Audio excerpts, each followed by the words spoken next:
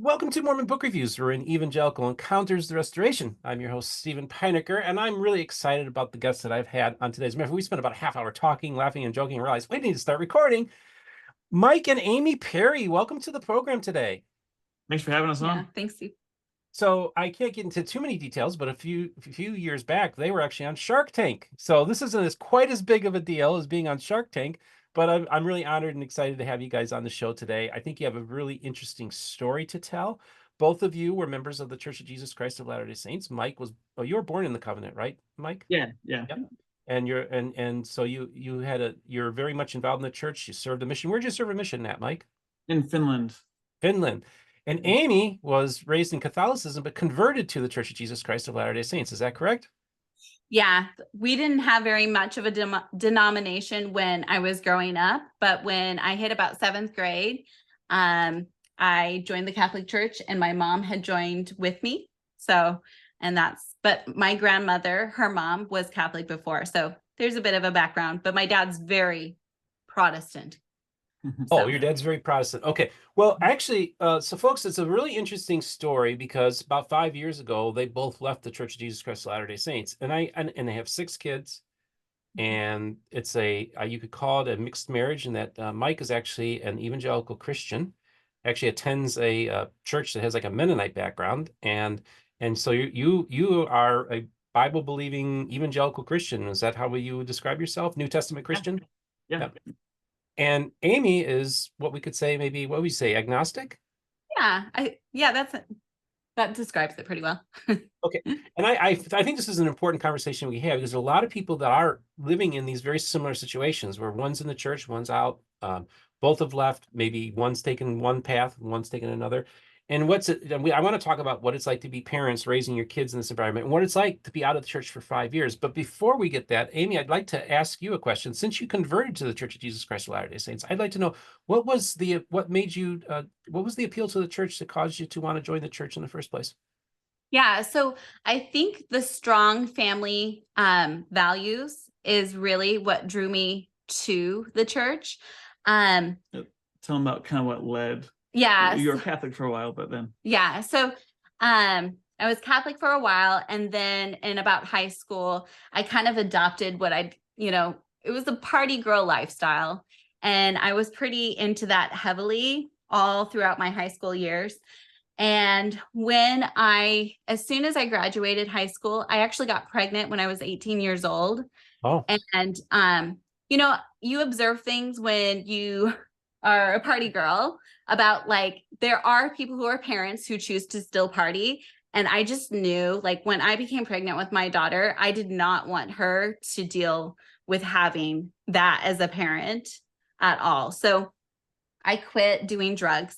I quit drinking. I quit smoking cigarettes, like all of the things. I was able to, turn it off. And then I had my daughter, and I was a single mom, like, raising her. I was in and out of the relationship with her father, and that was a little bit chaotic. But, like, at some point, I met somebody else who was a guy, and he and I started talking and really discussing deep issues. One interesting thing about this. So she stopped the drugs and partying, but she would still do a little bit of drinking and stuff. Yes. And this guy who was LDS, she was at this party and met this guy. He was also drinking, and they were talking. So yeah, or maybe you're not sure if he was drinking, but he drank and smoked. So I mean, like, when I turned 21, that was like the other trigger where I was like, okay, well, I am now legally able to drink. And so I remember going out, and then it would just be like, when I didn't have my daughter on the weekends, I would totally go out and drink still.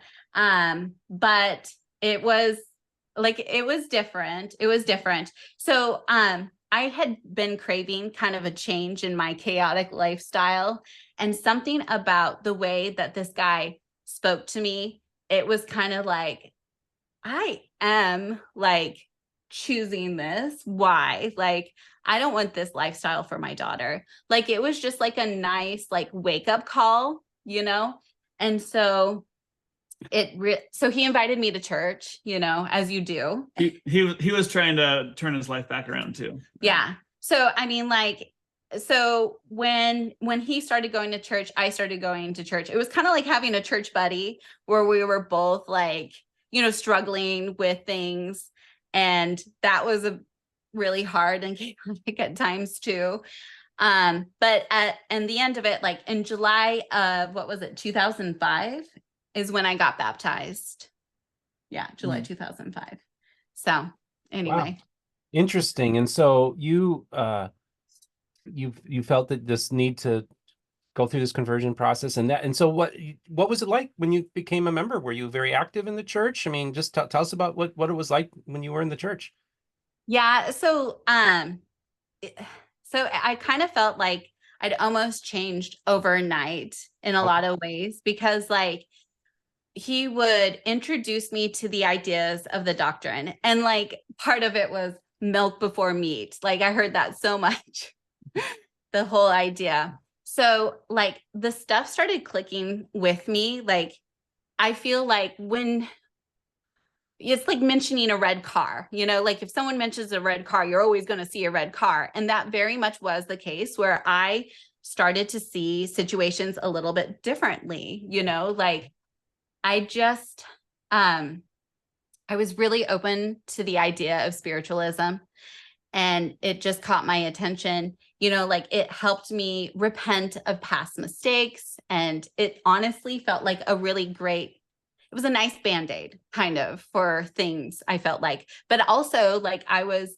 you know, the idea of Joseph Smith being a prophet, I was like, that seems a little bit sus, like, but I'm willing to, you know, they always talk about fruits of the Spirit. And I very much felt like the LDS community was like great fruits of the Spirit. You know what I mean? And so I just kept giving, it kept opening my eyes more and more to all of these weird, different possibilities than what I was raised. You know what I mean? And so, yeah, so I started seeing things differently.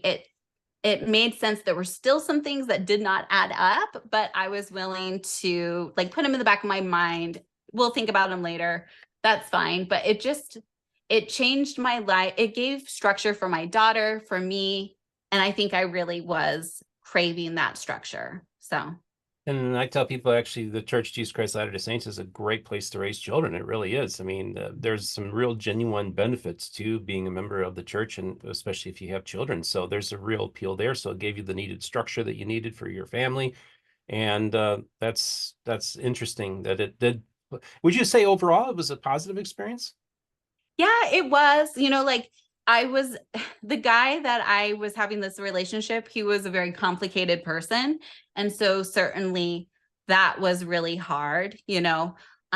He was so complicated. I'll give you an example. The ward that was his ward that I was coming into, because we lived really close to one another, his ex-wife was in that ward. So anyway, his ex-wife was in that ward. I was in that ward. And the day, you know, after you get baptized, you get confirmed, where you have like somebody giving you a blessing. The bishop had me getting my confirmation blessing, and she gave a talk. His ex-wife gave a talk. And I just remember being so impressed with her. Like, I was like, I bet this woman's going to be amazing, you know? And she was amazing. So I called her afterwards and I'm like, hey, so-and-so, your talk was phenomenal. I just want you to know that. But I guess like, and you felt bad that you were dating her ex-husband, is that? Yeah, I did at first. Like, it was just, anyway, but the bishop felt bad afterwards. He was like, oh, that was an oversight on my spot, you know? And I was like, dude, that was totally of the Spirit, because I called her afterwards and she's amazing. It's fine. Wow. Fascinating. Interesting. And she ended up breaking up with that guy and then became best friends with his ex-wife. And yeah. they moved So in together, that's the like other as thing. roommates. I honestly was like, did this guy just flirt to convert me? Because it was like an off and on thing, and it was complicated. And then I got baptized, and it was like another person showed up that following Sunday. And I was just like, I was in it for another month. And it was really hard, and it was really apparent that it was time for me to go. So I break up with him on a Friday, and she called me on a Monday and invited me to start going to single ward activities. And I went.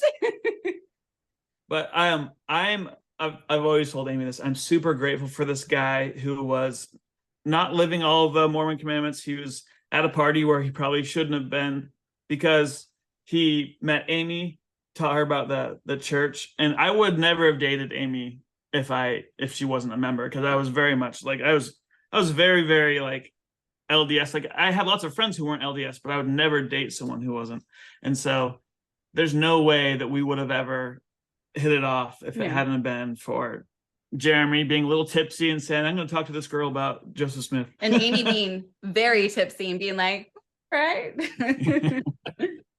Well, I want, Mike, I want to talk about your journey a little bit here too, but I also want to share this with the audience that, some of you think that you look familiar, and that's because I had your brother on, John Perry, who does a YouTube channel talking about evolution, and it's very interesting, and had him on, and that's actually a picture. There he is. This is the other channel that he has.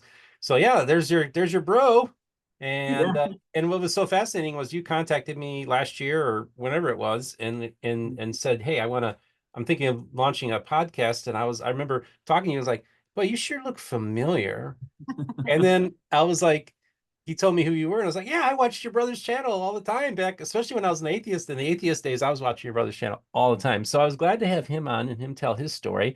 And you kind of arranged for us to do that. So that was kind of cool. So that kind of gives you the background that actually Mike and I, we've been talking for a while. And we originally was supposed to have you on a while ago, but then things got busy with work. And so you had to put things on the back burner. And we're going to have you back on to talk about your podcast that you'll be doing. Also, we're going to have you back on to kind of talk about some theological stuff about why you've chosen to become an evangelical Christian. Yeah. But I just want you to kind of talk a little bit about your journey. So you were born in the covenant, and you're a missionary. Yeah. So tell your story. I mean, my dad was a bishop, and so we grew up like very in the church here in Oregon. So we were kind of outsiders. It's not like growing up in Utah. And so I took the LDS church here, and back then we all called each other Mormons. So I still kind of am getting used to referring to as members of the Church of Jesus Christ of Latter-day Saints. Although, well, yeah. So we were our whole family was very in it, and especially when I was 16, I was an exchange student in Finland, and so that was my first time being away from the church and from my family. Like, I couldn't even find an LDS ward. It took me like, I don't know, 2 or 3 months before I found one. And it was like a 45-minute drive away, so I couldn't go very often.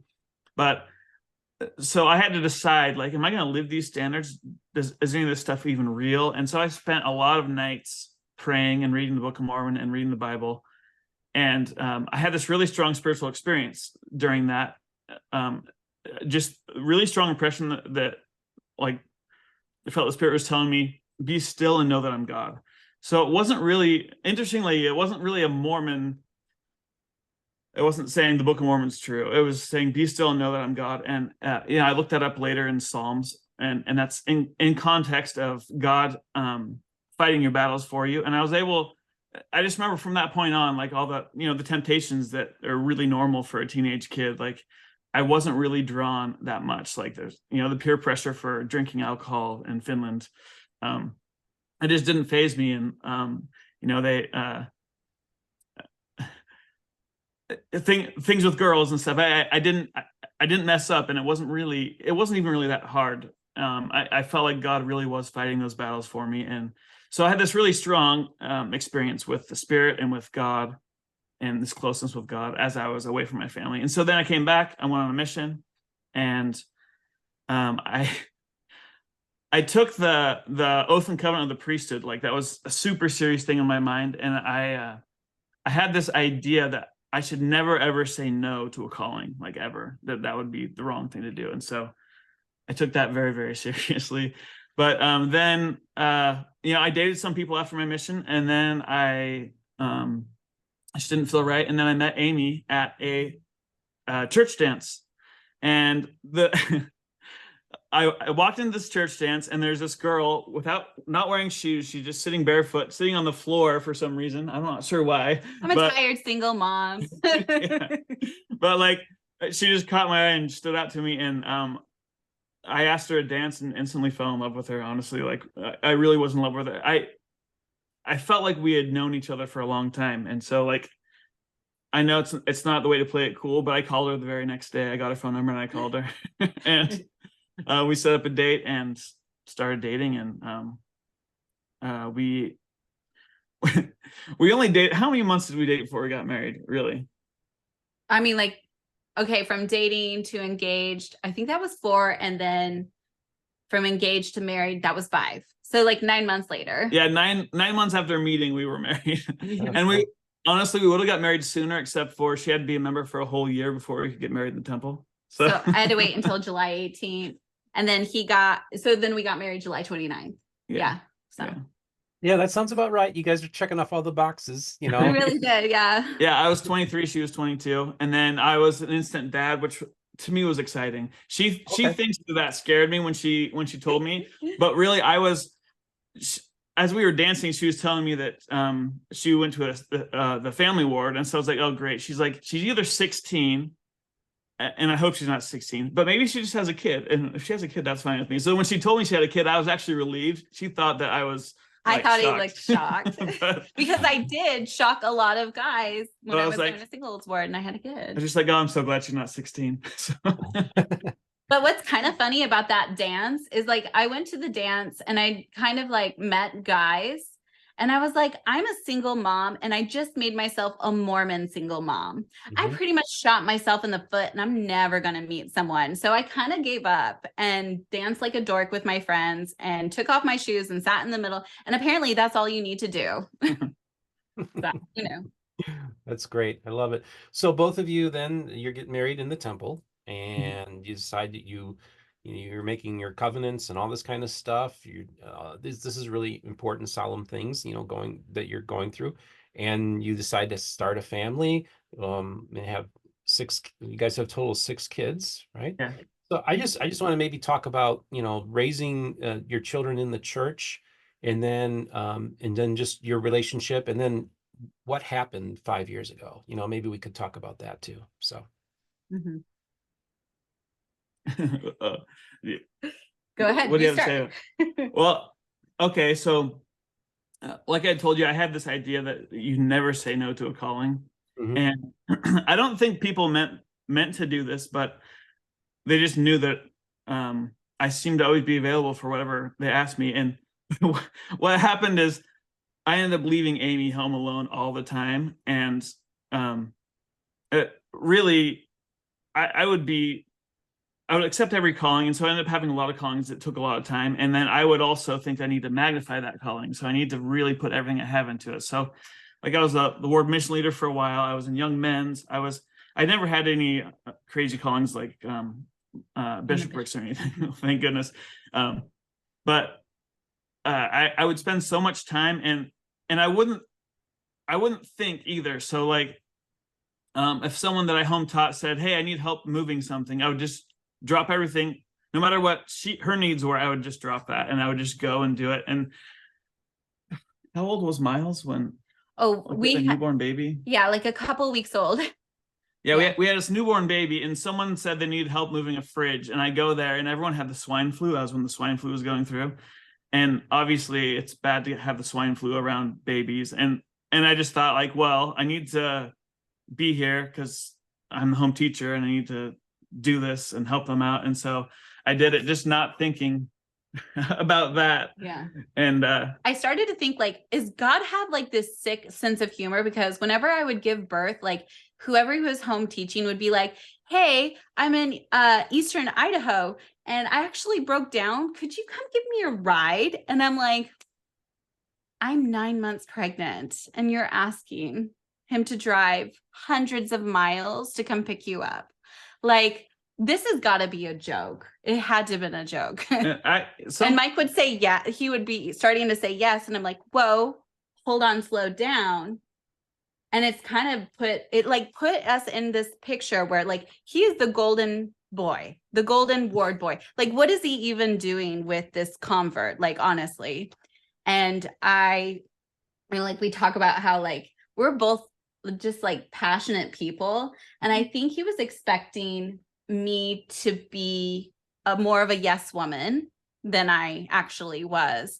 And so it always put us in a position where like he felt like I was holding him back. And he never said that, but I definitely felt that from him. Yeah. So. Yeah. So we had that kind of dynamic going on. But as far as like raising our kids in the church, I felt like it was good in a lot of ways. I feel like it was good, but I think it was also problematic. And like, I think the culture sometimes is like, you tend to care about what the outside, like what people think a lot. And it, when you start having kids, like there's so much that you're juggling. And I think sometimes, and I still struggle with this because like I have really opinionated family, like I have really opinionated family in my background, but like letting your kids be who they're meant to be, like there's very much a program and they need to follow that program. And I think if I had been more, I don't know, discerning on how to navigate that, I think I probably would have been a better parent to our first three. Don't you think?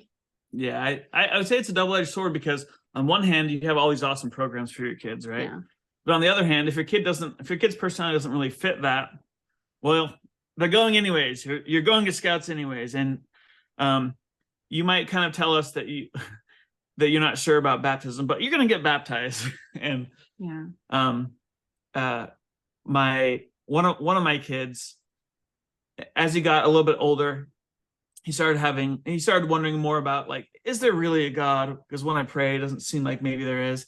And he expressed that in Sunday school, and we had his Sunday school teacher kid stop us in the hallway. They pulled me out of Relief Society. I'm sitting there and they're like, did you know that your kid said this? And I'm like, well, I do know that they feel that way, but like, I'm like, I don't know what you want me to do about it. Like, at least they're talking to us and telling us like, so I don't know. It was just, there's so many good things. There's so many hard things. It's just like everything in life, you know? Mm. Yeah. But so basically you were pulled aside because your son was questioning things and they didn't, there's just okay. And they didn't like some of the questions or comments he was making yeah, it was really blown out of proportion. And I just felt like, why are we making and part of that's not Mormon, part of that's just personalities of people who are like, whoa, this kid just said this. And I think it was shocking to this one person. I don't know if it'd be shocking to most Latter-day Saints or everyone, but but there was this feeling of, and I don't want to be unfair about it because I think there's this feeling in every social situation, but there's this feeling of performance, I think, performative feeling. Yeah. Where you put your best foot forward and you don't talk about the things that might bother you. But I feel like it was in lots of ways a good place to raise our kids. But I think in a lot of ways too,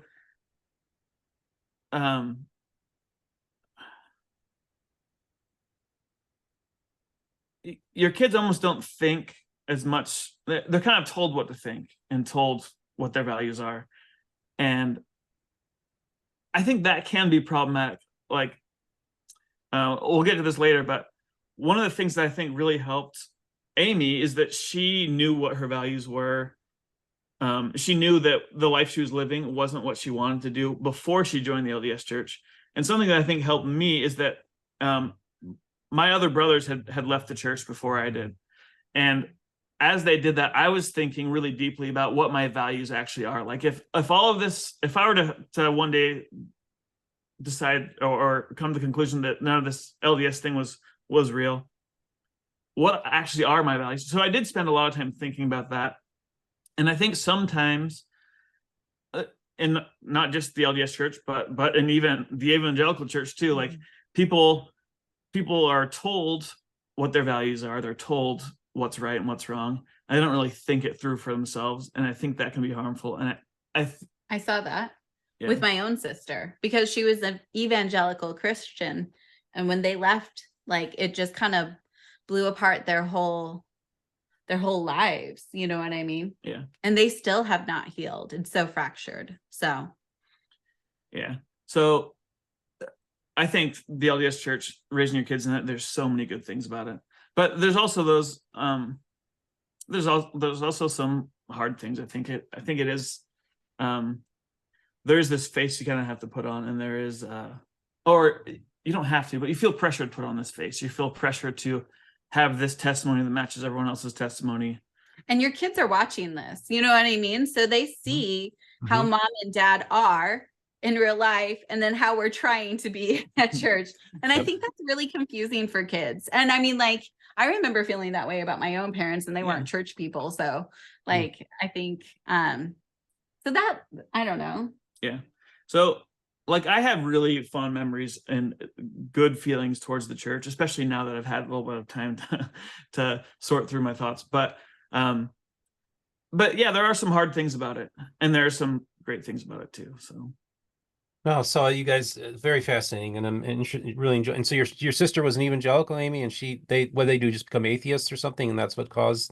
No, there was like it's a small evangelical group that they were part of. They're and part then of a small home church that the guy thought he was a prophet, and some, getting really weird. Some stuff went down, and so their whole family left, and kind of were trying to pick up the pieces. And I think, like, you know, like when you leave religion, like, I think some stuff happened where they were experimenting with their marriage and stuff like that. Like, this is all, like, I'm just theorizing. But like, it was such a hard thing to watch, because, like, well, okay, here's the other thing. My sister got married when she was 17 years old. Why my dad signed off on that, I will never understand, because she went into her senior year being married and then had her first baby at 21. Like, her brain was not fully developed, and she was making these lifelong commitments.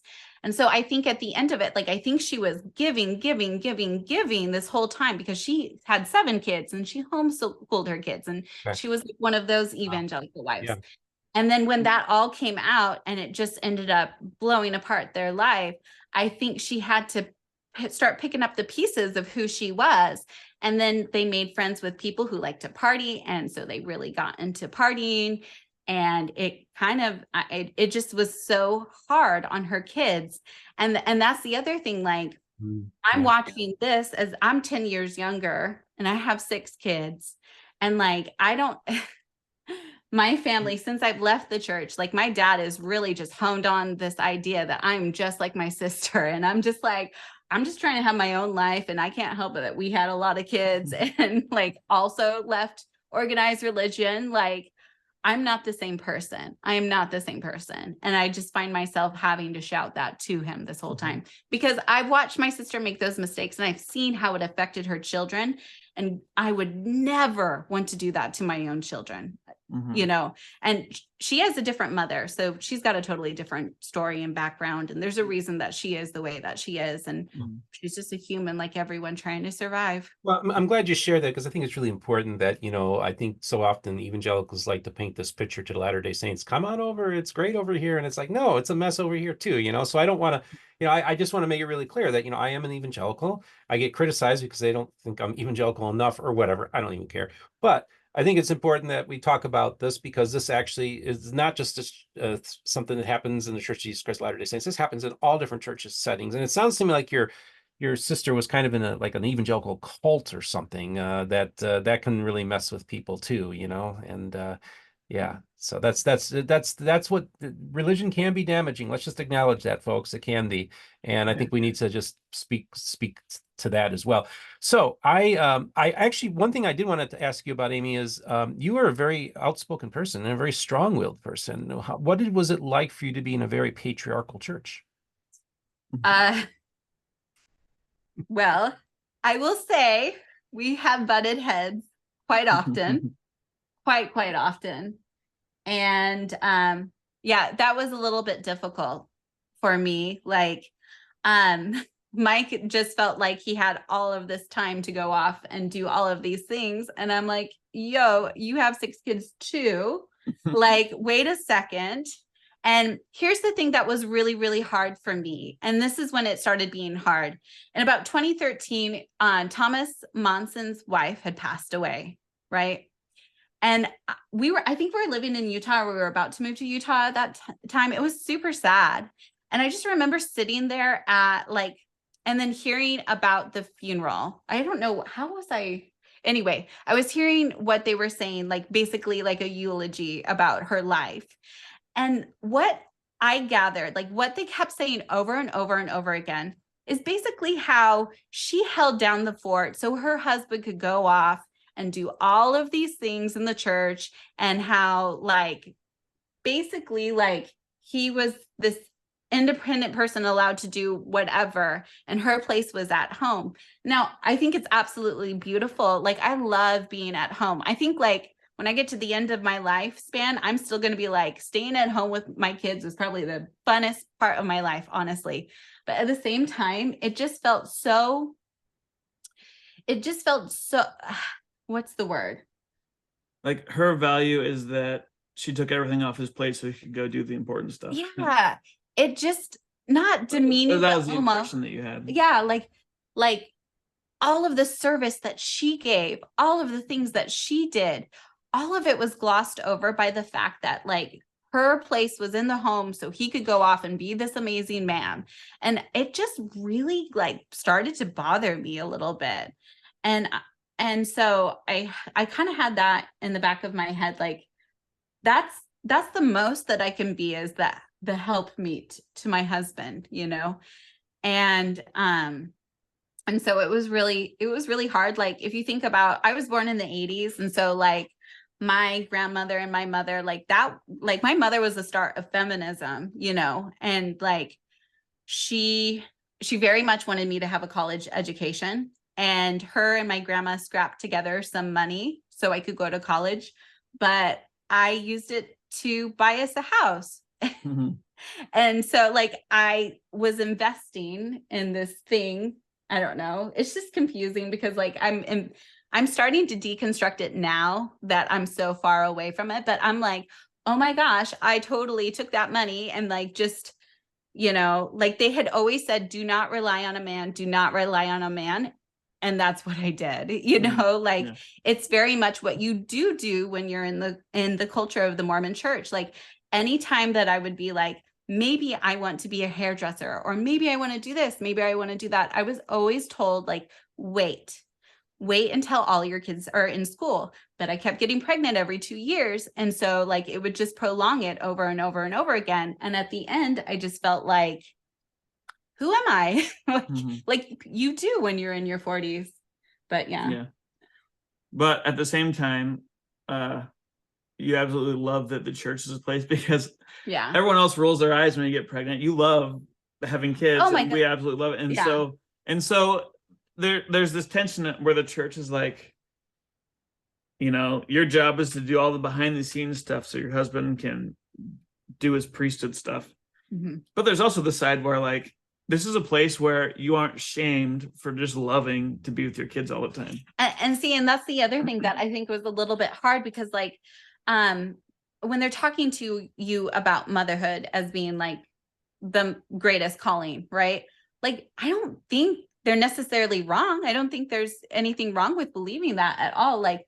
But I also sometimes hate that they kind of interject their claws into motherhood, is kind of, so to speak, and it's no, I honestly feel motherhood is amazing, because I brought 6 kids into this world, and I think the world is a better place because of these 6 individual humans being here. That's just how I feel about being a mom, aside from any church or organization. So yeah, so it was a great environment. It shared many of your values, and you love having children. You love staying at home with your kids.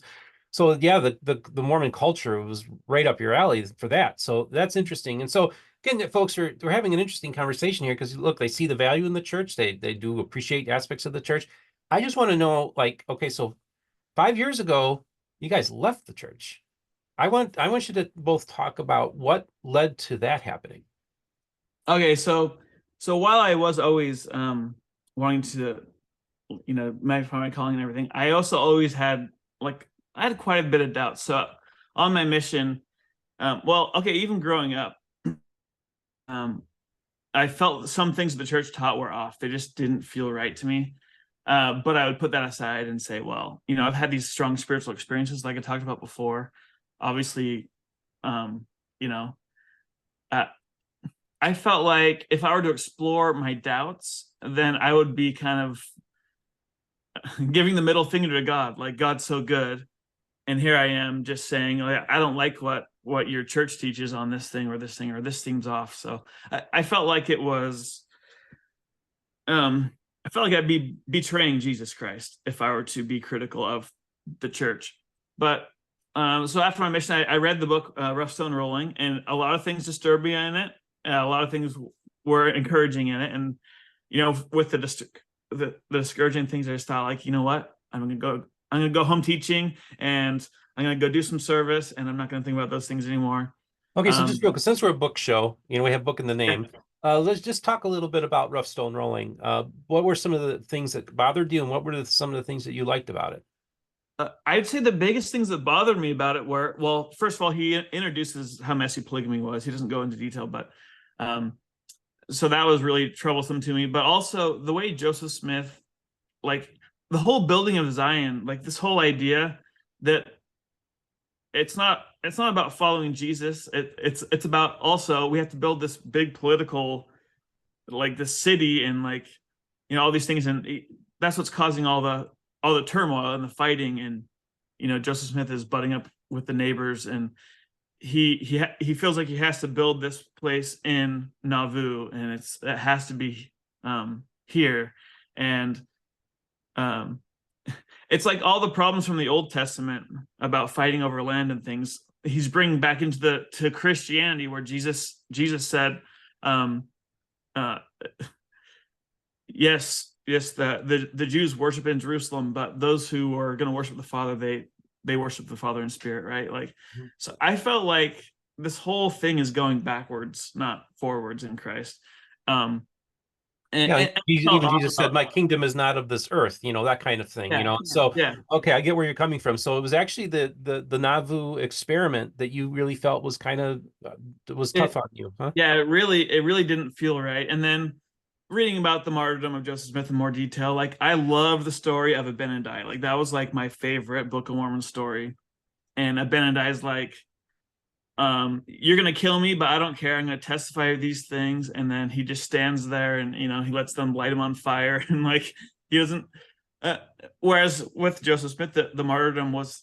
I mean, I'm not saying it should have been exactly the same as Abinadi's, but it seemed off that Joseph Smith is in jail because he's lighting a printing press on fire that he thought was saying bad things about him. That actually, from the book Rough Stone Rolling, it sounds like maybe some of those things were actually true anyways.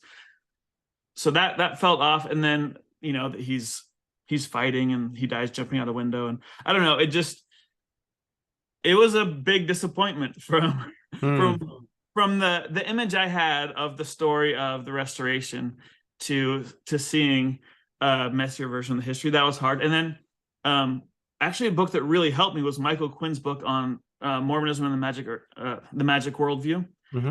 I'm getting that name wrong. I can't remember exactly what it is, but because in the book Rough Stone Rolling, he introduces the money digging stuff and the magic, but he doesn't talk about it enough. And so I was like getting worried that Joseph Smith is worshiping demons. And then but what you find out from Michael Quinn's book is that actually, we have some of the parchments, like these things had the apostles' name on them.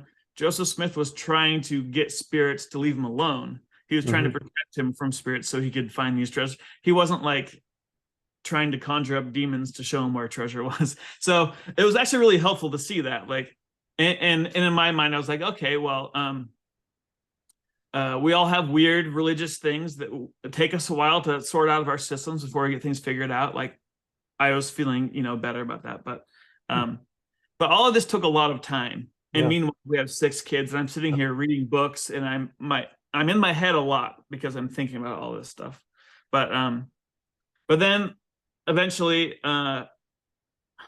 Oh, so I think for me, it boiled down to history and polygamy. Like I was telling what was the catalyst that got us to look? Because okay, so one day we're in Sunday school and some teacher is like, we're going to play a game. I think we must have been church history.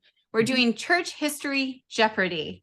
And I'm sitting there observing because like I really don't know that much about church history, but like consistently the person who had all the answers to all the questions and was winning at church history Jeopardy was the one woman who didn't believe, but she was there because her husband and family believed. So like I knew that she didn't believe that Joseph Smith was a prophet, and yet she consistently had all the facts, dates, everything correct. And I'm like, like that's kind of weird.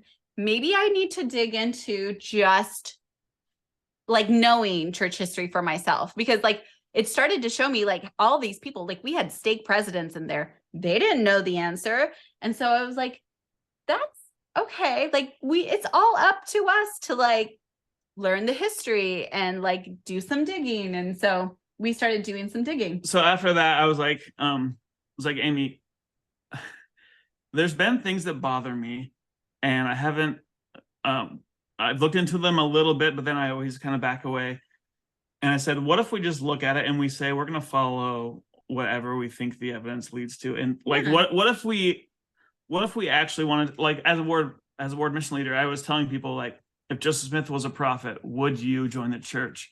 And then I remember thinking to myself, like, if Joseph Smith wasn't a prophet, would I leave the church? And like, am I being hypocritical and asking this of them? Am I really, how serious am I about it? And so I told Amy that, like, what if we, like, let's dig into this. And one of the things that had been bothering me for a long time was Doctrine and Covenants 132. There's a few verses in it that are just so weird. Like God, yeah, they seem very problematic from Jesus of the New Testament, because, you know, when I'm reading about Jesus Christ and the Sermon on the Mount and what he's teaching his disciples about marriage, and then you read Doctrine and Covenants 132, and God's going to destroy Emma if she doesn't accept all these marriages. And I was like, I need to figure out what's going on in the background there. So we got a book by Brian C. Hales. We had to put up guidelines. Like it only has to be from faithful Latter-day Saint people, because like it is so easy to look at material by people who don't believe and be like, well, they're just building a case, right? So our parameter was they had to be a faithful Latter-day Saint. Right. Okay. And so I've had Brian Hales on a few times. And so you read which one of his books did you read? We read the one that's basically a summary of all this stuff. And because we didn't have that much time either, because we have so much going on, they're like, we'll start with this. And we started reading it, and he's going over the stories of all the wives. He does a little biography on them, and like my heart was,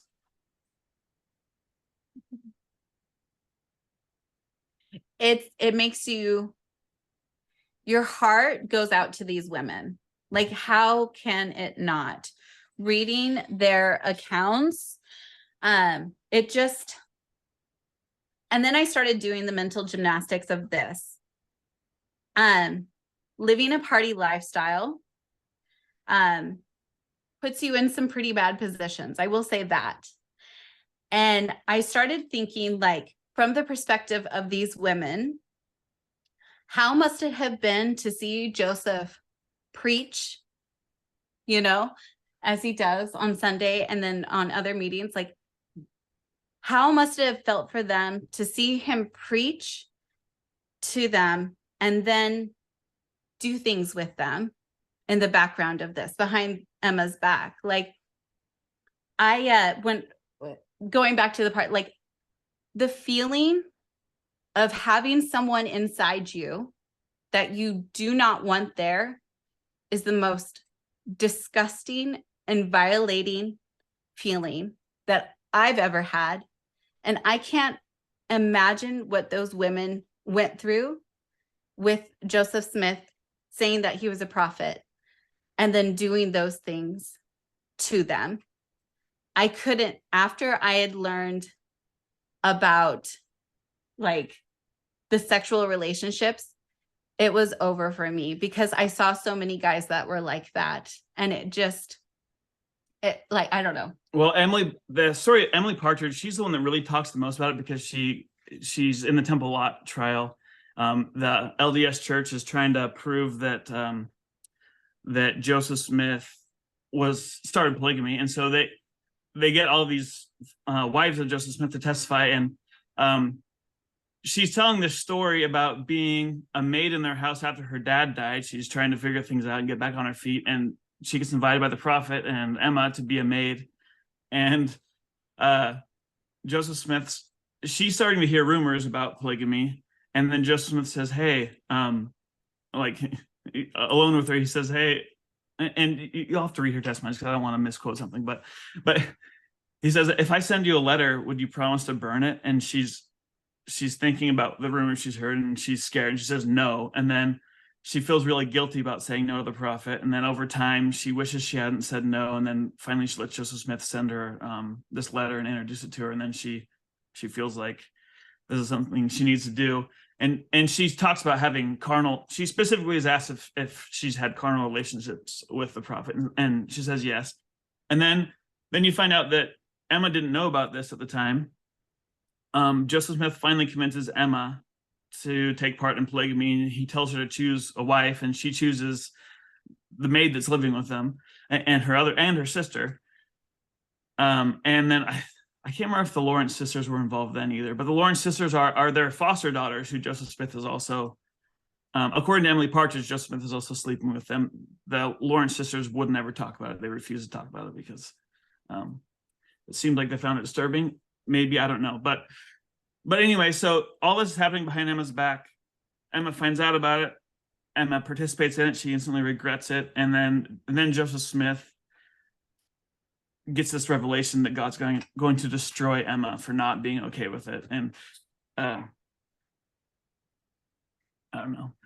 For me, it was too much. Like it doesn't match what Jesus, like those aren't the words of Jesus Christ. It broke my testimony. Just having the background of my own experience and reading these women's stories, I couldn't come back from it as much as, and we tried for 6 months to keep going to church because we're like, at the end of the day, these people love Jesus and we want a good place for our kids to be, raised in. But then like singing praise to the man, it just hits different. And that those experiences. And that every test, like I would say even today, 90% what the LDS Church teaches, I love it. Like I can get behind 100%. But it's that 10% that they're always hammering. Like it's, I know the church is like, I know Jesus Christ is our savior and the church is true and Joseph Smith's the prophet. It's always tied in together. And when you're in it, you think, I don't know what these Christians are talking about. Like the church is all about Jesus. Like Jesus is in the Book of Mormon over and over again. Every fast testimony, it's about Jesus, and it really is. But always tied to it is Joseph Smith. Always tied to it is the restoration. And we had lost our testimonies in Joseph Smith and in the restoration. And actually, we felt like Joseph Smith was like not someone at all that we want to be emulating, and that he's taking the name of Jesus in vain. And okay, it wasn't just that Joseph Smith was doing these bad things. It's that he was doing them in the name of Jesus. And he's expecting us to believe that he's the mouthpiece of Jesus Christ in our day. Yeah. Like those two things together. So I believe very much that like forgiveness means in part that we understand that people do some things horrible, but we still understand that there's also wonderful good things they do. Yeah. And I get that. And I see that even in Joseph Smith, right? But forgiveness doesn't mean you trust someone in the thing that you know that they struggle with and that they can't be relied on. And so I could not trust that Joseph Smith is a mouthpiece of God if Joseph Smith is using the mouthpiece, his mantle as a prophet, to tell these vulnerable girls that, hey, God wants you to secretly marry and have sex with me behind my wife's back. And then when she finds out, say, hey, God's going to destroy you if you're not okay with this. And I know I know that's a summary, and that's a very not sugar-coated summary of the situation. So it might be an offensive way to say it, but to me, it's like this cannot be the voice of Jesus Christ, and if I can't trust that Joseph Smith is the voice of Jesus. So it was really hard to go to church on Sunday. Yeah, I see. And you don't realize it until you've come to the conclusion that Joseph Smith is not what he claims to be. You don't realize how big of a deal Joseph Smith is in every given sacrament meeting. Yeah. But Yes, I asked to get released from I was in young men, so I asked to get released from my calling so I wouldn't have to teach. But I thought, like, I asked the bishop, hey, is it okay if I ask a request for a calling? I'd like to be in charge of like building maintenance, So I did that for a while. So I'm just kind of curious because, of course, over the course of the last couple of years, there's been this new movement of that's gaining a lot of steam that claims that Joseph Smith did not practice polygamy and that it was instituted by Brigham Young. If 5 years ago that narrative was around, would that have been something that you would have maybe considered? I feel like, did we hear that? We considered that at first, that Joseph Smith. Yeah. Well, actually, no, we considered at first that Joseph Smith was a fallen prophet. He fell at the end of his life. Yeah, that's kind of. And maybe that's why God had him killed. I feel like that was the theory I had for like, I don't know, like 5 years prior to, and I'm like, that I could see, right?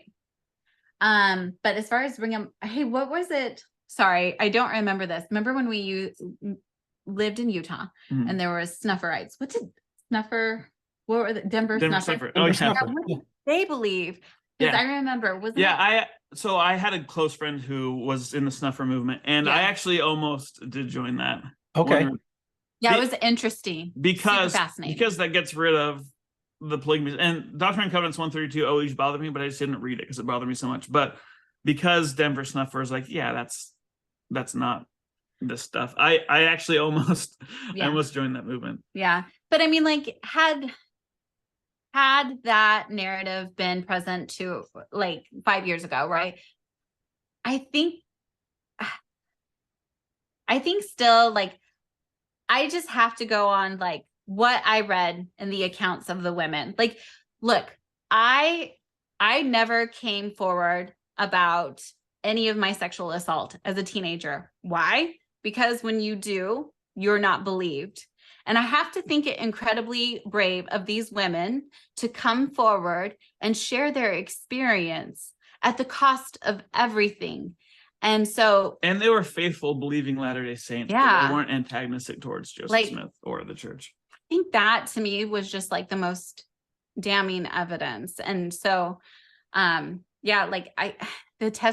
testimony fell apart. Like, it was shaky, with Joseph Smith, but, and I'll just never forget the day that I decided, like, that's it. I'm never setting foot back in an LDS building.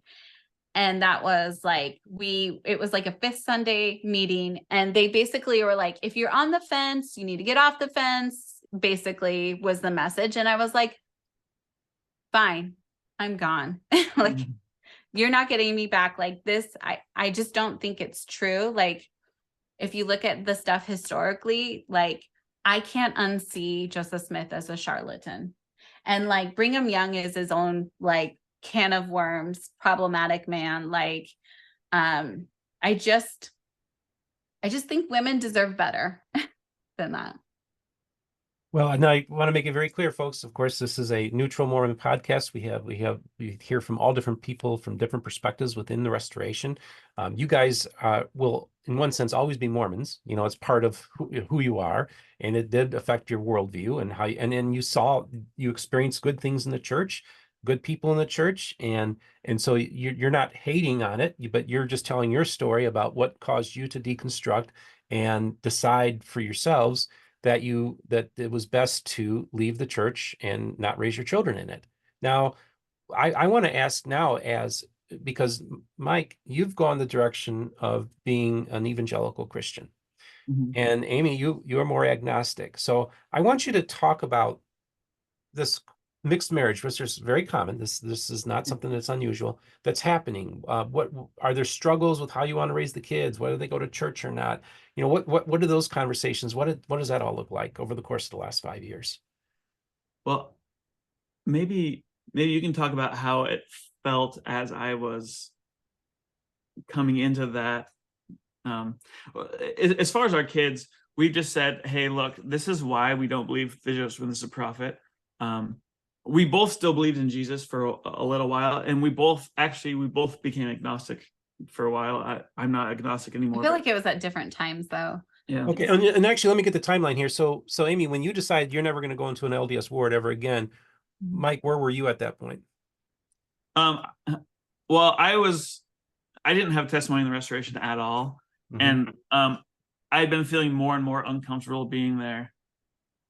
So when she said that she didn't want to go anymore, I was like, okay, thank goodness. So Okay. Yeah. You both were out, you know, you were out for a while, and then you actually then did you guys then put your names in to have your names removed or anything like that?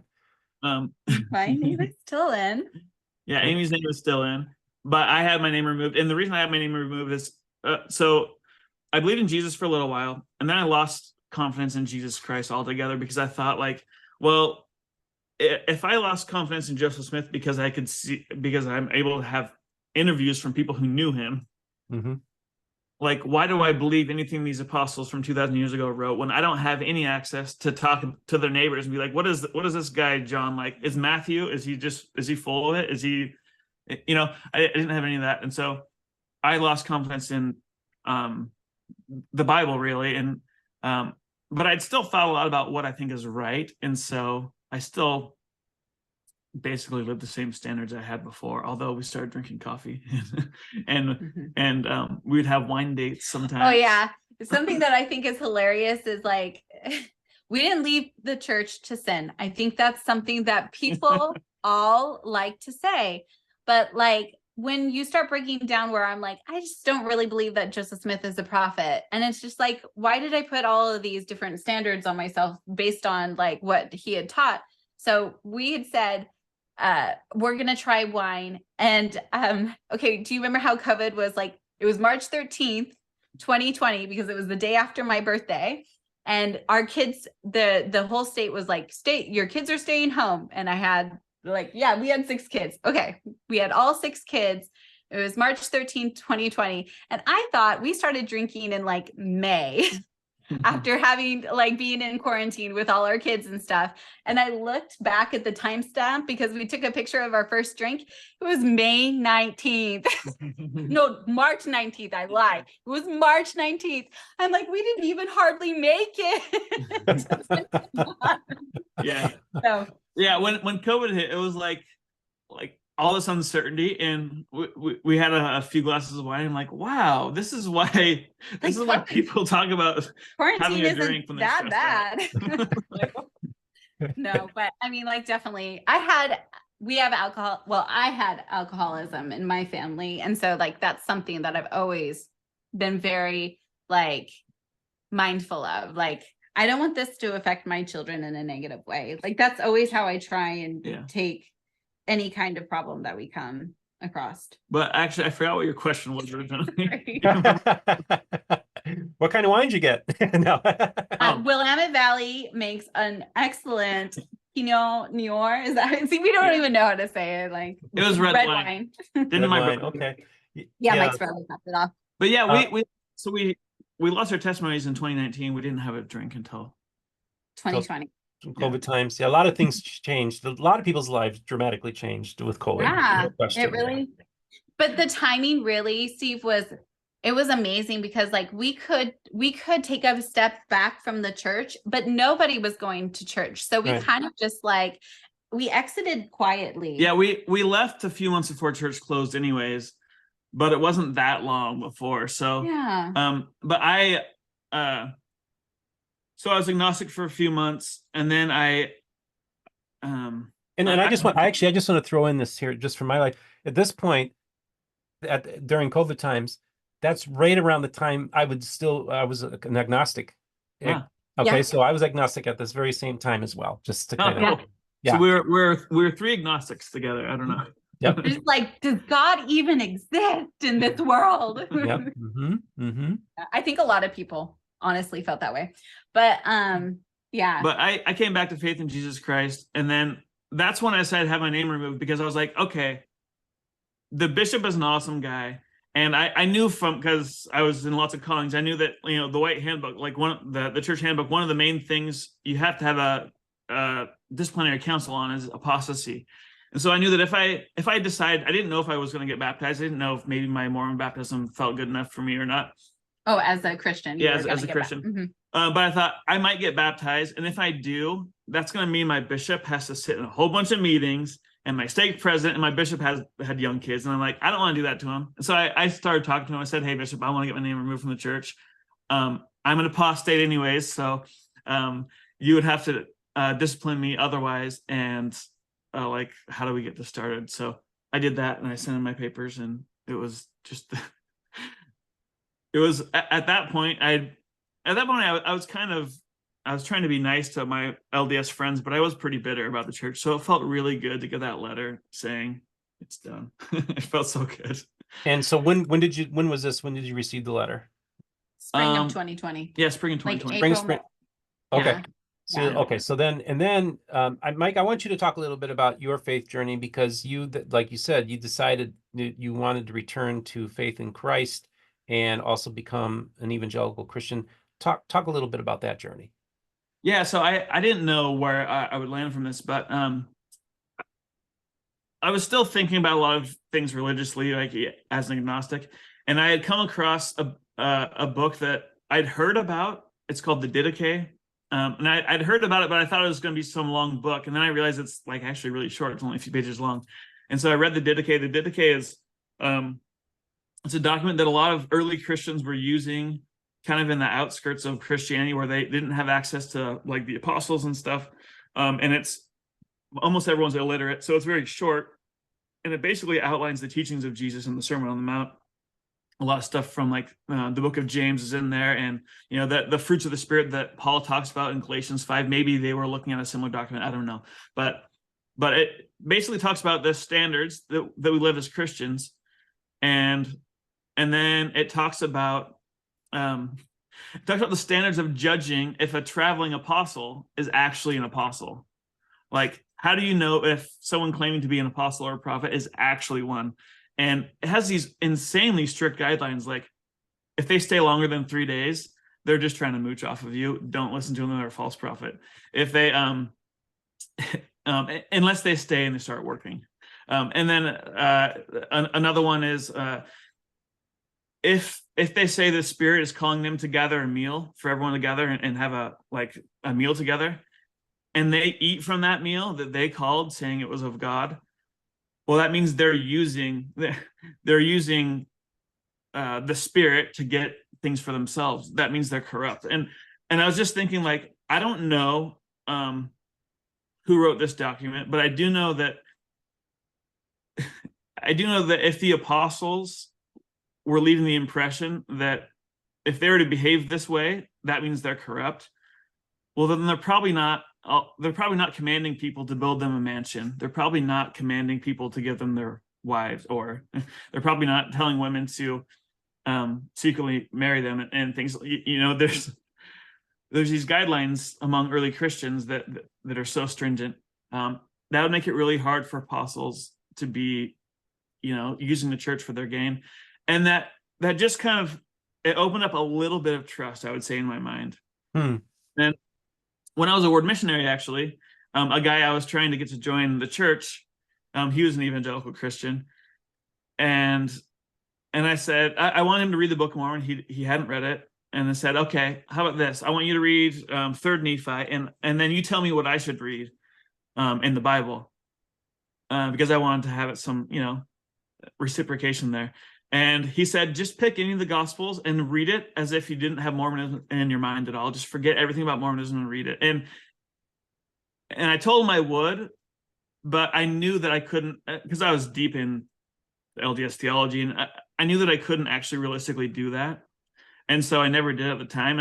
And I just thought, like, I promised this guy a long time ago that I would read the Gospels. I should do it. And so I just, it was late at night. I was sitting on the floor of my bedroom because I didn't want the light from my phone to wake up my wife, and I was just sitting there reading through the Gospel of Matthew, and I remember thinking the first couple chapters, I was like, Matthew's exegesis is horrible. Like, he claims all these things are about Jesus. I don't think they are. And then I got to the Sermon on the Mount, and just the Spirit hit me again, like so strong. Like when I was 16, or 15, praying, and I just knew that this is what I want to look to. Like, I didn't know really if is Jesus God or not, but I knew that he's who I wanted to look to as my Lord, as the person that I look to as an example. Like I knew that so strongly, and then over time I started studying the scriptures, and just this is another tangent. Maybe I should say it for another time. But there's a guy, a Bible radio show teacher that I had called in for years as a Mormon, trying to convince him that Mormonism was true. Oh, really? What was the name of the show? His name is Steve Gregg. The show is called The Narrow Path. Okay. And he just takes Bible questions all day long. That's what he's been doing for for years and years and years. And listening to his show for years, because I'd listen to it so I could call in, right? It helped me seek evangelical Christians. I thought before I came across the show, I thought they were all crazy. Like, they say you're saved by faith through grace, unless you're gay or unless you're Mormon. Like how does any of this make sense? They're like, they're picketing at people's funerals, and like, just, what you see from evangelicals, the preachers saying, if you send me your money, this is the seed of your faith, and then you'll get rich too. And just all this stuff. I just thought it was a clown show. Mm-hmm. And then I started listening to his show, and, realizing that evangelicals believe that we're justified as soon as we look to Christ in faith. We have justification, but there's also sanctification. We also look forward to glorification. So salvation it includes works, and that we're saved for good works. It includes works, and that Jesus Christ is, over time, he's tearing sin out of us. He's purifying us bit by bit. And so that was like the missing part. Like, evangelicals would say, you guys think you're saved by works, and I would just be like, so you guys don't think you should follow Jesus? That makes no sense. But listening to his show, like Christians talking to other Christians, they aren't trying to combat what they think Mormons believe. And so what they say makes a lot more sense, actually, when it comes to salvation and works and faith. And so that gave me a little bit of a foundation, so that I was, once I found faith again in Jesus Christ, or at least knew that I wanted him to be my Lord, then I was able to get a better understanding pretty quickly as to what evangelical Christianity, what Protestant Christianity is all about. And I have a lot of respect still for Catholicism. And maybe one of the main reasons I didn't go that route is because in the Didache very much looks like a Protestant church. Okay. It's interesting. They call the leadership from their own congregation. They're not waiting for the outside church to come ordain people. They have a set of standards that they go by. And then they ordain, and the way they do the Eucharist is very actually Protestant too. And anyways, that may have affected a little bit, but yeah, I came to faith, and but again, my mind is filled so much with this thing, and I'm in my head a lot. And still, Amy is feeling like she's drowning because I'm in my head all the time about religious stuff. And I ended up getting baptized. My friend the guy who did that radio show came and baptized me, actually. He was really? Yeah. Oh, fascinating. So he baptized me. I wasn't baptized into any specific congregation. He baptized me during COVID. My mom was a witness, and she is a very active Mormon, but she came as a witness, and my wife and a couple of my kids. No, were you immersed? Was it immersed? Yeah, okay. baptized by immersion. Okay. And he laid hands on me for the Holy Spirit too. Okay. Yep. And yeah, and that's the key thing. I want people to understand this. I was baptized as a kid in the Manatee River here, just in my Christian community, and I want to make it very clear that I can baptize people. You can baptize people as just being a Christian, and so and you're not baptizing them into any particular church. You're actually baptizing them into the body of Christ, which is included all the different churches, all the different manifestations within Christendom. So I think that's really important to look at it from this way. It's not an organization thing. It's really you're making a public commitment to follow Jesus. In that, I think that's what it's all about. And you're kind of imitating the death, burial, and resurrection, going in and then coming out as a new creature. So and that's what, like, I tell people, the Lord's still doing a work in me. I'm becoming a new creature every day. That's all part of the process. It's not this instantaneous thing. Okay, you did your little altar call, that's it. You're a Christian. No, there is a depth to Christianity and living a Christian life that I think that sometimes people misunderstand. And I also think that there are churches that kind of do the sloppy agape and just do a numbers game as well, just to get people, get them done. Let's get it. Let's do it. Let's, that kind of stuff too. I experienced that with First Baptist Church in Hammond, Indiana. Jack Hiles just lived down the road from my house. It was the world's largest Sunday school, and they definitely had quotas to baptize people. So I have no doubt about that. So yeah, that's kind of a little bit of my background. But and again, Mike, I'm going to have you back on to talk about like your theological development, like, because you were steeped in Mormon theology, and now and I think that should be its own separate conversation. But I want to now switch to you, Amy, and I know this conversation is going to go longer than we anticipated, but I think it's just an awesome conversation. But Amy, during this time, your husband he's on his faith journey. He chooses to get baptized into conventional evangelical Christianity. What were you feeling like at this time? What was that like for you? It was honestly a bunch of emotions. Like, okay, well, Mike had called into this radio show and he had told the guy on air that we had just left Mormonism.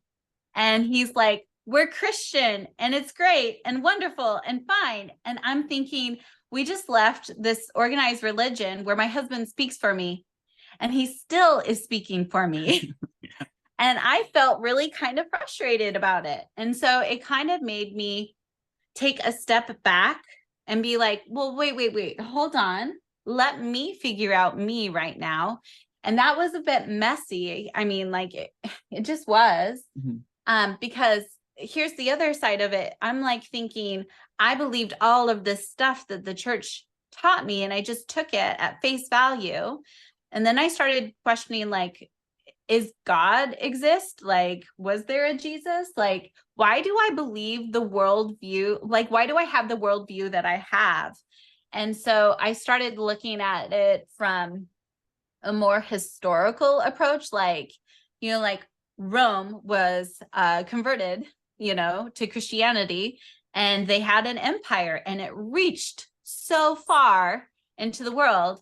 And then like it went into England, and from England, it just, like erupted. And like I have like this passion for British history. Here's something like I never would have known because I was so busy changing diapers and taking care of kids. Like it's something that I find super fascinating, how Britain formed as an island, became, glorious England, and how ambitious they were and how they moved into the new continent. And like now we have like, our forefathers fought for our religious freedoms. I started looking at Christianity not as like this spiritual realm, but like historically what it's done. It's unified a huge portion of the world. It's also set up a lot of division in the world for sure. So I just started looking at it that way. And I just started taking God out of the equation. And like, I say I'm agnostic, but I'm open. But I also just like, I'm just tired of being pushed into boxes. And so if I have any kind of relationship with God, if I have any kind of faith in Christ, I feel like it just needs to come at my own terms, like, you felt like a lot of Mormonism and Christianity is performative, whereas it's supposed to be between you and God. Yeah. I saw the performative side of it, and I just was like, I don't think I want to do that anymore, so that's kind of, I don't know where I landed with things as far as that. And like it, as far as like trying to figure out how we were going to raise our kids, right? Like, that's I was going to ask that next question. So, do the kids go with you to church, Mike? Mm-hmm. Amy, do you go to church sometimes? I mean, tell us what this looks like. Yeah. So like I went once because our daughter sang at a Christmas program. I thought it was interesting. They started talking about the royal family, and I'm like, okay, that's fun.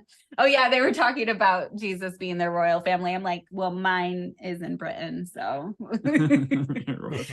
just to be contrary. But no, like the kids, I think it's an open invitation. If they want to go with dad, they can. If they want to stay at home, that's great. Like me and our oldest kiddo, like Jay, well, not our oldest, but our second oldest, we like to run to the gym and like work out, and that's kind of our church. The gym on Sunday, even in Albany, is almost empty, so that's kind of cool. And that's huge because like you weren't supposed to break the Sabbath. Like you don't go to businesses, you don't do things like, so like we had to kind of build up, like, what do we want our Sundays to look like? What do we want? You know, like we want to have meetings as a family, but we don't call them family home evening, you know? Yeah. But I think in short, we don't push, I don't push any of the kids that come to church they're invited to. And sometimes they come, sometimes they don't. And I'm completely fine with that. And to consistently go with them, I feel like. 2 come with me most of the time. I would say 3 of them talk about believing in Jesus. And with the ones that I know don't believe in Jesus, we talk about forgiveness. We talk about like making sure you understand other people's perspectives. So, they're just phenomenal, empathetic human beings. They just naturally are. Like, so we talk about all the ethics Jesus taught in the Sermon on the Mount and things, but we just don't couch it in religious language. Something I really like that I never read very much when I was LDS. I don't know why, but the book of Proverbs, because it takes all of the commandments of God and it talks about it as wisdom and foolishness instead of sin and righteousness. And I feel like that's just such an interesting way to talk about it, that it doesn't have to be religious. Let's talk about how wise is it to get into pornography when you're like, when your mind is forming around sexuality, like, you know, so we can have these conversations and it's not about sin and righteousness, but it's about like, does this make sense? Is this wise? Is this like healthy for your mind and your body? So, right. Yeah. Okay. So you have your ethical system that you're raising your kids with. That's in one sense non-sectarian, where you want to raise them with good values. You know, I've talked to other people who I'm trying to remember. Jacob Hansen, he mentioned, like, you know, at the very least, Jesus is an archetype that we could, you know, strive for on one sense, you know, and I think that that's an interesting approach as well. You know, all of us are in different places. I really do actually agree with you, Amy. It is really between you and God. And honestly, that I think that's really important, that they're, you know, our only mediator is Christ. There's no priests, there's no popes, there's no bishops, that pastors that are there. It's really having a one-on-one relationship with the Savior, I think, is really the most important thing. And everybody's at a different spot in their life. So Amy, I'm not going to go and say, Mike, you need to do your duty as a Christian man to put your woman in her place, and, you know, and that she needs to go to church and this kind of stuff. Yeah. And I think that that's healthy, that you both have had this, like, where your Sunday is what they call second Saturday, right? Yeah. And for Mike, you come to worship the Savior on Sunday mornings, and you guys are okay with this. I mean, would you say you're both okay with each other and okay with this arrangement? Yes, we are, but it wasn't always smooth. That's the thing. There was probably No. tension for a while there. Yeah. Yeah. Because we had to really like dig into what it is that how we want to build our own life. Like, it's so different than you're being told we only do this on Sunday, you know, like we have to actually make those choices. And I think Mike was hoping that I would be a little bit more religious than I am. And I was kind of hoping he'd be less religious than he is.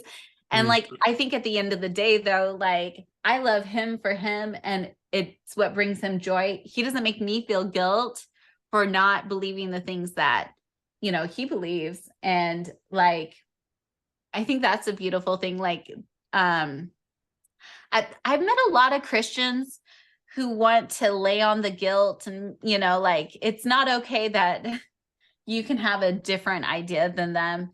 And I just feel like, guys, that is so off-putting. It is just so off-putting because like there's how you interact with people. It just matters. It matters so much. Like, and if you're out here professing yourself a Christian and like, and if you're very forceful with your opinions, it's so off-putting for me, so. Yeah, I agree with that. I think that so often I get these haters that just attack me, and I always just like I go and like they'll publicly attack me on Facebook or on YouTube, and I'm just like, you guys do realize that the Latter-day Saints are watching this, right? Right. And you do realize that when they see you attacking me the way that you do, they're saying to themselves, if I were to ever leave my church, I will never join their church. And I think that's the great tragedy of most of these so-called apologetics is that they actually, I think, push people out of the church and don't even give people to even consider joining the evangelical world. Totally understand that one, and I get that. And so I do know what it's like to be attacked by the same people that attack Latter-day Saints.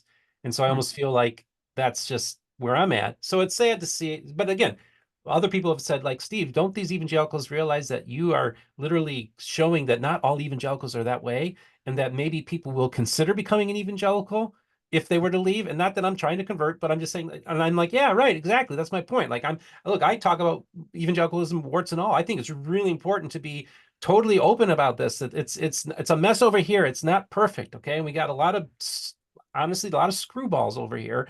And I will have to say that, I left evangelicalism 20 plus years ago. I left the evangelical village 20 plus years ago. And a few years ago, I came back to the village and the village was on fire. So it's a big, big mess here. Okay. And it's messy. Life is messy. And it's not, and we don't have these perfect little stories where they lived happily ever after. That's not the world we live in. Your marriage is actually more common than people probably realize. You guys have been able to keep it together. A lot of people weren't able to keep it together. So I think this was an important conversation to have. But I do have a question for both of you. All right. I remember flying in on February 7th of last year into Utah, and that was the day they announced the changes to the temple ceremony to make it more Christ-centric, like, make Christ more emphasized in the church. If you also notice that on Google Maps now, when you do a search for a local LDS ward, it's no longer the Angel Moroni, but it's a cross. The question I have for you is, I kind of see an evolution happening with the church, and I'm speaking as an anthropologist more than anything, an evolution of the church kind of pivoting and really emphasizing Christ and the cross more than they had in the past. So I'm just curious, could you ever, either one of you, foresee a scenario in which the church were to move in such a direction that would actually cause you to reconsider joining back up with them? We'll start with you, Mike, and then Amy. Because like, let's say, Mike, that they say Jesus is the center of everything that we do. It's the center of our worship. We're moving away from maybe de-emphasizing Joseph Smith a little bit and putting more emphasis on Jesus. How would you feel about those changes? And would that be enough to make you say, hey, and we're going to embrace the New Testament more, whatever? I don't know. Just what would it take, Mike, for you to maybe find your way back into that church? Well, so I still see Latter-day Saints as my brothers and sisters in Christ, which I know a lot of evangelicals disagree with, but like, I think this, if one of the scriptures I read over and over and over again is the 1 John, where he talks about what it looks like to be in Christ. And there's nothing in there, like, Latter-day Saints, I think, have the nature of God wrong. They have the nature of reality wrong. Like, reality comes from God. Like, everything comes from God. That's how I understand Colossians chapter 1 to be saying, like our own being is in God. We're not separate individual spirits that, like, God was the smartest of, and then he created the world. But so I think they have a lot of things that are wrong. But if you read what 1 John says, he says, if they teach that Jesus Christ is the Son of God and he's the Messiah and he rose from the dead in the flesh, like, then they're in Christ. So I really feel like Latter-day Saints do have a lot of theology. They have a lot of understanding, right? And so I don't have any problem saying, like, these are my brothers and sisters. The reason I don't feel comfortable at all participating in LDS services is because you're almost implying that you believe Joseph Smith was a prophet. And so, maybe if it was so far removed from things that it was like the reorganized church is, where, half the people there believe in Joseph Smith and half of them don't, like maybe I'd be fine with it. But if they're supporting as their, the foundation of their church, like if the baptismal question was Joseph Smith a prophet and did he restore the church? Like then no, I wouldn't be part of it, because it's I don't believe in the restoration. So Okay. But I have attended church a few times since then. In fact, I even went to Elder Bednar was taking questions from people who were doubting, and my mom encouraged me to go, and so I went and asked him about his thoughts on polygamy. That was really interesting. But and I went to a funeral a while ago. So I don't have any problem going there. I don't think it's like, Satan's at the door gonna destroy me if I walk in there. But I think they would have to go pretty far from where they are with Right. Okay. before I feel comfortable like regularly attending. So and Amy, what about you? Could you ever imagine a scenario in which you would go back to the church? Yeah, I'm kind of on the same page as Mike. Like, I think they would have to say, Joseph Smith wasn't a prophet. I don't know if they could go that far ever. But that's where I would be willing, to meet them. But again, like, I still have this feeling that whatever I have between me and the Creator is between me and the Creator. And I find more value in that, in a personable relationship, rather than going to an organized religion or, building. Yeah. Well, I want to thank you both for coming on the program today. I thought it was a fascinating conversation that we had today. I'm really glad you guys opened up and shared your story.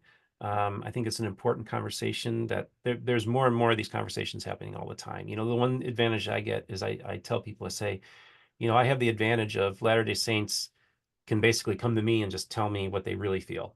So I get to see that side that they can't say to their bishop, or they can't say to anybody at the ward, but they can say these things to me, questions they have, concerns they have, and I just listen. And anybody that has been on a Zoom call with me, and I do a lot of counseling sessions with people, even couples that are in the process of leaving, or they have questions, and I don't try to tell people, well, you got to do this, you got to do that. I want to listen to what you have to say, because this is your personal journey that you're on, and it's really important. And so I really appreciate the role that I'm able to do in helping people go through their faith journeys, their faith crises. One of my things, when I went on Mormon Stories, I heard for a long time from people saying, and it was almost a very similar thing. My shelf broke about a year and a half ago, and I'm trying to put the pieces back together. And you give me hope, Steve, that maybe I could believe in God again.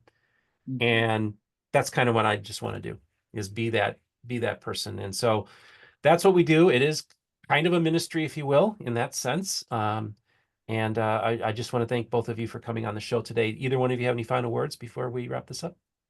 No, thank you so much for having us. Like, honestly, it feels good to tell our story. It's kind of been a private journey, but it just feels good to think like how that whole process went, and to be able to say it out loud and tell someone, I don't know. It's been therapeutic for me, I suppose. Good. Yeah. Your therapy session. Thank you. Well, thanks both. And again, Mike, we'll have you back on to talk about your podcast that you have, and we'll talk about, I definitely want to kind of have like a theological conversation with you about, maybe we can talk, compare and contrast, and also hear about your theological journey that you've gone through, because like you said, you live in your head a lot. So let's crack that thing open and see what's going on in there. How's that? Yeah. Well, I try to live in it less so I can actually be in the moment. But yes, good. Be in the moment. Be there for Amy. Be there for the kids. Well, folks, I'd love to get your comments. Let us know what you thought about this conversation. I thought it was really interesting. Also, we'll have links in the description for those of you who'd like to financially support the channel, both on Venmo, PayPal, and Patreon, and also our merch store, MormonBookReviews.com, where you can buy some merchandise. And again, I want to thank everybody who does help me out financially. It really does help us a lot, and couldn't do it without you. And just remember, the most important thing is this: all the voices of the restoration will be heard here on Mormon Book Reviews.